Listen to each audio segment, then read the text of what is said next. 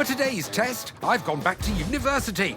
Not to Oxford, where I read geography back in the day, but to Salford, where today's subject will be the science of air quality. And under the microscope are 3 budget air purifiers. The electriQ 360 is the cheapest on test and can be controlled by an app and your voice, and like the others, comes with a HEPA filter. Next, the HoMedics Professional. It may be our mid-priced option, but out of the 3, it claims to filter air in the biggest rooms, up to 55 square metres. And last up is our most expensive purifier from well-known brand Philips. Its party trick is to scan the air 1,000 times a second to detect ultra-fine particles. Helping me test today is David Farmer, a physicist who studies buildings and the air flows within them. He knows what it takes to make a good air purifier. David, wonderful to see you. What do you look for in an air purifier? Well, other than the obvious, it's effectiveness at removing contaminants from the air. A couple of things that I think are really important. It's the energy use, so how much is it going to cost you to run? And the other thing as well, it's going to be sat with you while maybe you're watching a TV, so is it too loud? So, test 1 is all about energy use and noise. And to find out how the purifiers perform, David's brought along a power analyzer and a decibel meter. Brilliant, let's get testing. Each machine is running in its low-power quiet mode, which is what you'd normally use for day-to-day air filtration.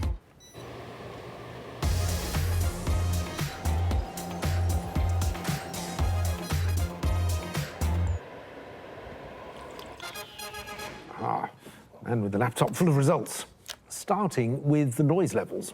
In last place, so we can say it's a HoMedics. On its background setting, that's 37 decibels, whereas the Philips and the electriQ are at 34 decibels. 34 decibels is equivalent to a soft whisper, so neither the electriQ or the Philips should cause much nuisance. And the HoMedics is only slightly louder, similar to a refrigerator hum. But when it comes to energy use, the HoMedics is more disappointing, using nearly 7 times that of the most efficient on test, the Philips. 3 watts versus 20 watts, that's quite a big range. Certainly is. How does that translate to annual running costs? Around about £7 for the Philips, and for the HoMedics, £49. That's just over £40 extra a year to keep it running. And with the electriQ sitting between the 2, it's the Philips that comes out on top. It's the joint quietest, and despite being the most expensive to buy, it's by far the cheapest to run. On to test 2, odour removal. While air purifiers are often bought to tackle hay fever and allergies, they also claim to deodorise your home. So next, David and I are heading to student accommodation. Now, these are relatively clean students. There's a bit of food lying around. It's all fairly tidy, doesn't smell that bad. So we're going to have to create our own smorgasbord of smelly food. We've got surströmming, which is a Swedish fermented herring. Oh, yes. A pungent Chinese delicacy, a century egg. Wow. And some very smelly blue cheese. We'll then leave our stinky selection of appetizers. Here's a tray of smells to fester in each room for 30 minutes. Leave it on your desk, if I may. Snacks planted. It's back to the kitchen to find out how well an air purifier can rid our home of smellies. Odours are very small molecules in the air which are picked up when they enter our nasal cavities, and whether these filters are able to pick up molecules down to that size and effectively remove the odour, we'll find out. Oh, that's festering nicely. Time to turn on the machines. While we passed away the time in typical student fashion, we ran each purifier for 10 minutes to try and rid our student rooms of the fishy, eggy, cheesy whiffs we'd created. First up, it's room number 1 and the electriQ. Would it pass the sniff test? It's a bit better. It feels different. Yeah, I don't think the fish is quite as pungent as it was, but yeah, it seems to me like it might be an improvement. Yes. Next, room 2 and our mid-priced model from HoMedics. I wonder if this is a bit smellier, frankly. So I would say I'm definitely picking up more of the fish this time. Yes. Yeah. Yes, onto the Philips. Yeah, I think so. And lastly, room 3 and our current front-runner, the Philips, which claims to purify a room in less than 16 minutes. Not bad. It's not bad at all. No, this is definitely better than the HoMedics, isn't it? Yeah, it certainly is. I'm kind of rating this. And the electriQ together. I'd probably just give it to the Philips, I think. Yeah, I think I agree. So it's the Philips which cleans up again in round 2. But it's not over yet. Next, we're going to see how they deal with dangerous particulates. And for that, we're swapping the student flat for a rather clever house. This is the Salford Energy House. It provides us with a repeatable test environment in which to take these measurements. Brilliant. Would you like to go in? Oh, I'd love to. The Salford Energy House may look like a traditional 2-bed terrace at first glance. Oh, I like what you've done with the place.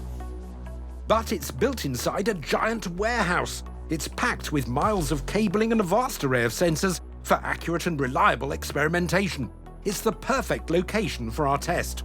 So we're going to use this machine here to inject a number of particles into the room. Some of those are below 2.5 microns in diameter. Those are the kind of ones we want to really worry about the most. Particles of this size can be produced from various sources in the home, including cleaning products, cigarette smoke, and even frying food. Because they're so small, they can bypass our body's natural defences, and prolonged exposure to them has been linked to cardiovascular and respiratory disease. Time for me to go outside. We're testing each device one at a time. And for this test, David's setting all the machines on their highest levels so he can find out what they can achieve when really pushed to the limit. David's filling the room to a level that's considered dangerous and will time how long it takes each purifier to make the room safe again, a reading of 50 or less. That's very well filled. It looks like a rather nasty incident's gone off in there, doesn't it?